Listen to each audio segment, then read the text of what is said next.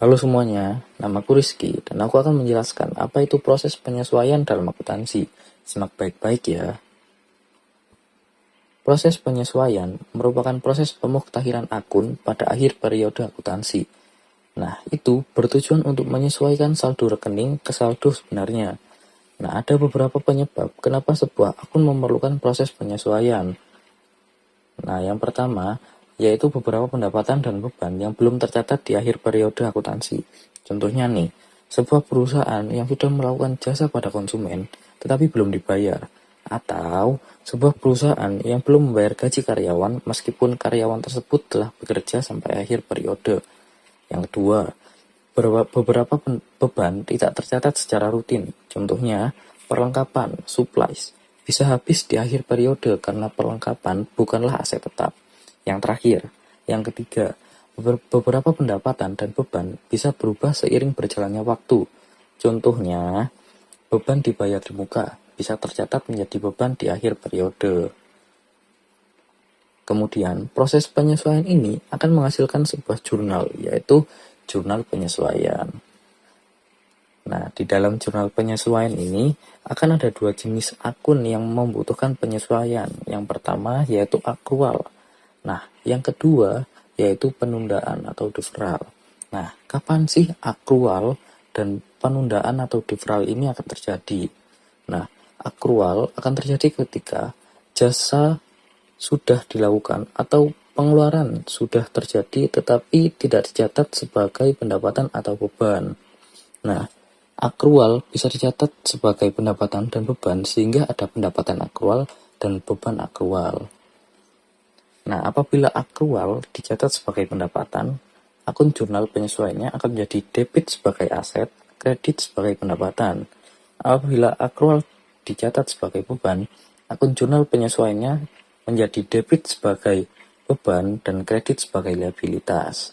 Nah, untuk yang penundaan atau deferral ini akan terjadi ketika kas yang terjadi di masa depan sudah tercatat sebagai liabilitas atau aset. Jika kas diterima sebagai pendapatan di masa depan, akan tercatat sebagai pendapatan belum diterima. Namun, jika kas dibayar untuk beban di masa depan, maka akan dicatat sebagai beban dibayar di muka. Nah, sekarang paham kan apa itu proses penyesuaian dan apa saja akunnya? Nah, sekarang waktunya ngerjain latihan soal. Klasifikasikan item-item di bawah ini termasuk di dalam akun akrual atau penundaan. Waktu pengerjaannya 30 detik ya.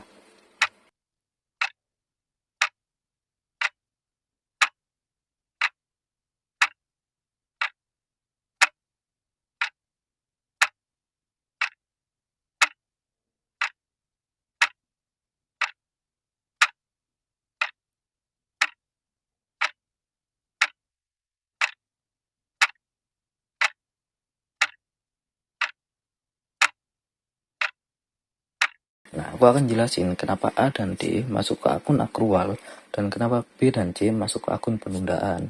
Nah, seperti yang udah dijelaskan di awal tadi, bahwa akrual bisa dicatat menjadi pendapatan akrual dan beban akrual. Nah, begitu juga dengan penundaan. Gimana? Benar semua, Kak? Kalau udah paham dan benar semua, yuk kita lanjut ke bab berikutnya bersama temanku, yaitu Kak Ida. Oke, halo semuanya. Jadi aku di sini akan menjelaskan tentang akun akrual. Nah, akun akrual atau pengakuan ini terjadi ketika jasa sudah dilakukan atau sudah terjadi, tetapi tidak dicatat sebagai pendapatan atau beban. Ada dua jenis pencatatan dalam akrual, yaitu pendapatan akrual dan beban akrual. Pendapatan akrual ini adalah terjadi saat suatu perusahaan mempunyai hak untuk melakukan penagihan, maka akan dilakukan pencatatan meskipun belum ada uang yang diterima. Dengan akun jurnalnya adalah debit sebagai aset atau piutang, kemudian kredit sebagai pendapatan. Lalu yang kedua ada beban akrual. Nah, beban akrual ini dilakukan pada saat kewajiban membayar belum terjadi dan belum dilunasi. Dengan kata lain, biaya sudah diperhitungkan terlebih dahulu sebagai kewajiban yang harus dibayar di masa depan. Nah, untuk akun jurnalnya adalah debit sebagai beban dan kredit sebagai liabilitas atau utang. Supaya lebih paham, yuk kita kerjakan soal berikut. CV Maju Jaya membayar gaji karyawan secara mingguan sebesar Rp1.000.000 pada hari Jumat untuk 5 hari kerja. Nah, bagaimana sih penulisan jurnal penyesuaiannya apabila akhir periode jatuh pada hari Kamis? Waktu 30 detik untuk menjawab soal tersebut dimulai dari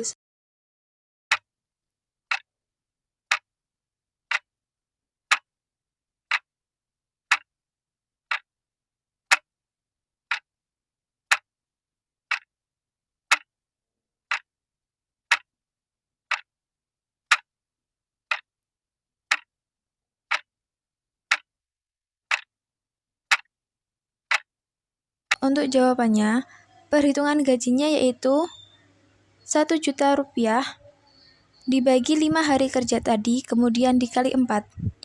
Dan ketemu hasilnya yaitu Rp800.000. Nah, untuk jurnal penyesuaiannya yaitu beban gaji terhadap utang gaji. Jadi, soal tersebut itu termasuk ke dalam beban akrual. Mudah dipahami bukan? Yuk lanjut bab berikutnya bersama teman saya. Hai semua, nama aku Alia. Nah, tadi sama temanku Ida kan udah membahas tentang akun akrual nih. Di sini aku mau menjelaskan tentang akun penundaan atau akun deferral. Nah, akun penundaan atau akun deferral ini pencatatannya ada dua jenis ya. Yang pertama ada pendapatan diterima di muka. Apa sih pendapatan diterima di muka? Nah, pendapatan diterima di muka ini semua pendapatan yang sudah diterima tetapi belum menjadi hak sepenuhnya atau pada periode akuntansi biasanya akan terjadi di mana perusahaan belum melakukan jasa tetapi sudah dibayar. Untuk contoh kasusnya, seperti sebuah pemilik kos menerima pendapatan dari penyewa untuk bulan Maret pada bulan Februari. Nah, pada saat pemilik kos tersebut menerima uang dari penyewa kos kan belum menempati kos tersebut untuk bulan Maret, sehingga masuk ke dalam akun pendapatan diterima di muka. Nah, untuk pencatatan jurnal penyesuaiannya yang dilakukan pada akhir bulan Maret saat penyewa kos sudah menempati kos tersebut adalah pendapatan diterima di muka pada pendapatan. Yang kedua ada beban dibayar di muka. Beban dibayar di muka adalah biaya barang atau jasa yang telah dibeli atau dibayar tetapi belum digunakan pada akhir periode akuntansi. Nah, beban dibayar di muka ini mencakup beban perlengkapan dan beban lain-lainnya. Yang pertama ada beban perlengkapan. Nah, perlengkapan ini seperti kertas, surat, spidol yang merupakan aset yang bisa habis sehingga pada akhir periode biasanya akan tercatat perlengkapan yang tersisa. Untuk cara pencatatannya dalam jurnal penyesuaian, beban perlengkapan pada perlengkapan. Nah, mengapa sih menggunakan akun beban perlengkapan? Akun beban perlengkapan digunakan untuk mencatat perlengkapan yang sudah dipakai. Kemudian, akun perlengkapan di kredit digunakan untuk mengurangi perlengkapan pada awal periode agar pada saat akhir periode mencerminkan jumlah perlengkapan yang sebenarnya. Nah, yang kedua ini beban lainnya. Contohnya di sini aku mengambil asuransi dibayar di muka. Sebenarnya sama halnya dengan perlengkapan. Nah, untuk asuransi dibayar di muka ini maksudnya asuransi yang sudah dibayarkan pada awal periode dan kemudian seiring berjalannya bulan memerlukan jurnal penyesuaian untuk mengurangi asuransi yang sudah dipakai. Nah, untuk cara pencatatannya dalam jurnal penyesuaian adalah beban asuransi pada asuransi dibayar di muka. Setelah tadi membahas tentang jenis-jenis akun deferrals, sekarang aku punya satu soal yang bisa kita kerjain bareng-bareng nih. Tapi kalian kerjain dulu ya. Nah, soalnya itu tentang CV Maju Jaya yang telah membayar asuransinya sebesar 24 juta pada tanggal 1 Oktober untuk 12 bulan. Nah, di bulan Desember kalian diminta untuk membuat jurnal penyesuaiannya. Di sini aku kasih waktu kalian 30 detik ya.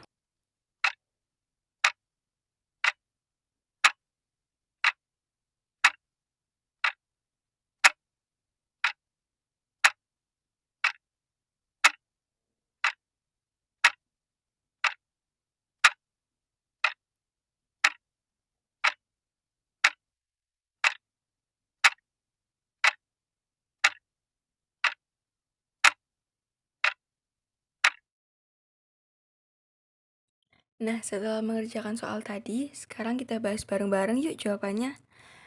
CV Maju Jaya tadi itu termasuk pada asuransi dibayar di muka. Kenapa? Karena CV Maju Jaya tadi membayar asuransi pada bulan Oktober untuk 12 bulan ke depan. Nah, untuk perhitungannya, 24 juta dibagi 12 dikali 3. 24 juta ini dari biaya yang dibayarkan untuk asuransi selama satu tahun ke depan.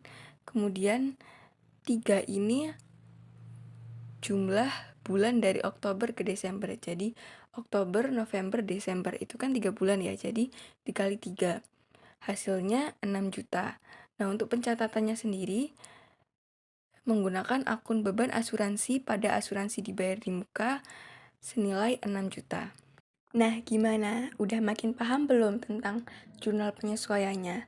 Eits, tapi masih ada satu akun lagi nih yang harus kalian pelajarin bareng temanku namanya Aini. Hai, sudah merasa panas belum otaknya? Semangat ya, karena di sini aku bakal jelasin akun depresiasi. Tenang, materinya nggak sesulit namanya kok. Aset tetap adalah benda-benda yang bersifat jangka panjang seperti tanah, kendaraan, bangunan, dan peralatan. Aset tetap yang digunakan dari waktu ke waktu secara terus-menerus akan mengalami penurunan nilai yang disebut dengan depresiasi atau penyusutan akuntansi. Oleh karena itu, perusahaan harus melakukan penyusutan atau depresiasi atas aset tetap yang mereka miliki, supaya dapat mengetahui nilai sisa dari aset tersebut. Pada pencatatan jurnal penyesuaian, akun beban penyusutan bertambah di debit, dan akun kontra dari aset yaitu akun akumulasi penyusutan bertambah di kredit seperti contoh di bawah ini, yaitu beban penyusutan peralatan 50 pada debit. Penyesuaian ini akan mempengaruhi laporan laba rugi, yaitu dengan bertambahnya beban dan berkurangnya laba rugi. Akumulasi penyusutan peralatan 50 pada kredit akan mempengaruhi laporan neraca, yaitu berkurangnya aset dan bertambahnya modal. Supaya lebih paham, yuk kita kerjain soal bersama. Estimasi penyusutan pada sebuah peralatan kantor pada periode akuntansi tahun ini adalah Rp400.000. Tentukan jurnal penyesuaiannya. Waktu menjawab kamu 30 detik dimulai dari sekarang.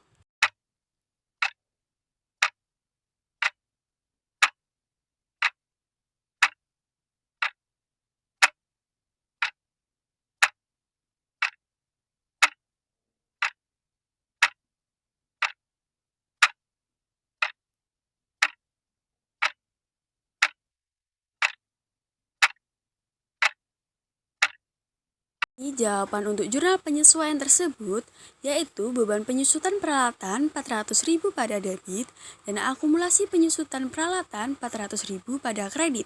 Untuk mereview kembali materi yang sudah kamu pelajari, mari kita rangkum bersama. Rangkuman akun akrual. Pendapatan akrual.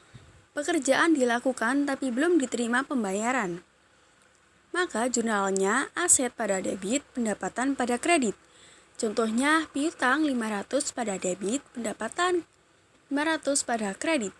Pengaruh pada laporan keuangan jika tidak disesuaikan pada laporan laba rugi, pendapatan berkurang, laba atau rugi berkurang.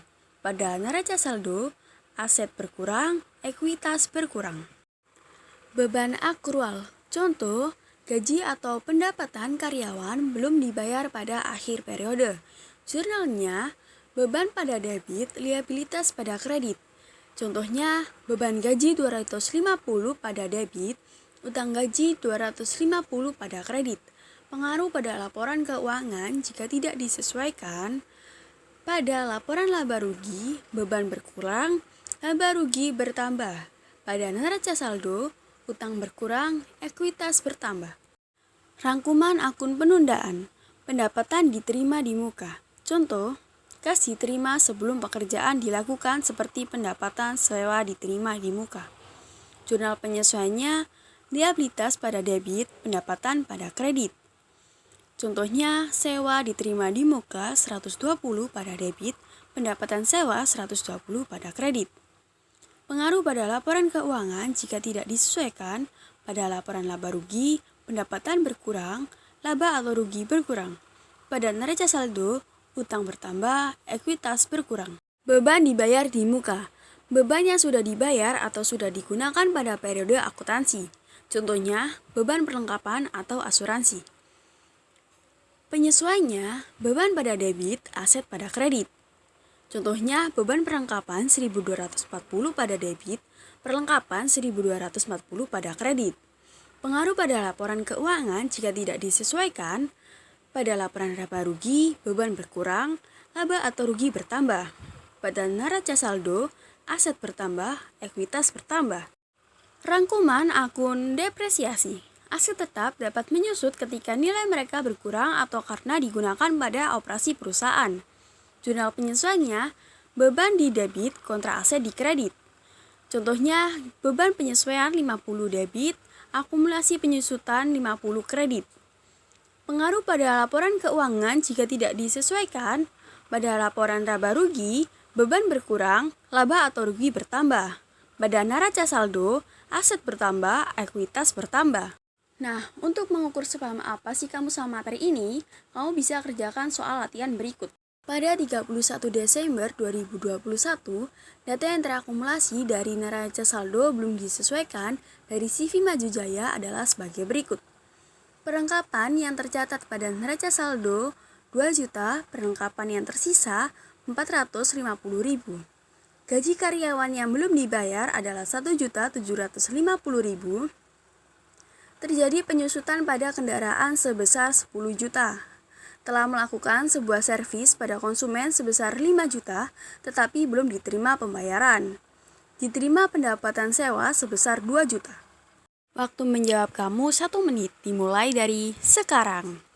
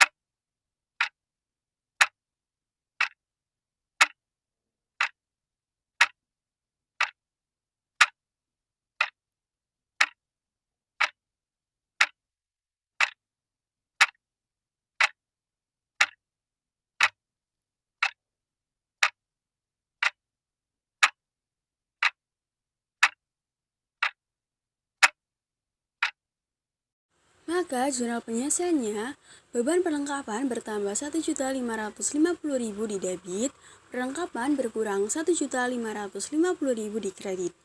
Beban gaji bertambah 1.750.000 di debit, utang gaji bertambah 1.750.000 di kredit. Beban penyusutan bertambah 10 juta di debit, akumulasi penyusutan bertambah 10 juta di kredit. Piutang bertambah 5 juta di debit, pendapatan bertambah 5 juta di kredit. Sewa diterima di muka bertambah 2 juta di debit, pendapatan bertambah 2 juta di kredit. Gimana? Benar semua tidak? Kalau masih banyak salah, tenang aja. Masih ada satu lagi kok. Kali ini bersama Nyonya Vivi. Halo semua, nama saya Nyonya Vivi. Saya adalah seorang hairdresser profesional dan saya telah mendirikan salon sendiri bernama Beauty Salon selama setahun. Namun, saya mengalami kendala dalam menyesuaikan pengeluaran saya. Tolong bantu saya menghitung data salon saya. Peralatan yang diperoleh dengan harga 13 juta disusutkan dengan taksiran umur ekonomi 1 tahun dengan nilai residu 1 juta. Dibayar di muka untuk asuransi gedung dengan masa 1 tahun terhitung sejak 1 Januari 2019 hingga 31 Desember 2019 sebesar 24 juta.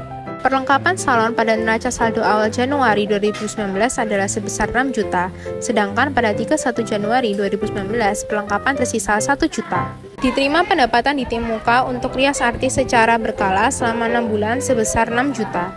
Pada tanggal 31 Januari 2019, terdapat 5 karyawan yang belum menerima gaji. Setiap orang memiliki hak atas gaji sebesar 2 juta rupiah.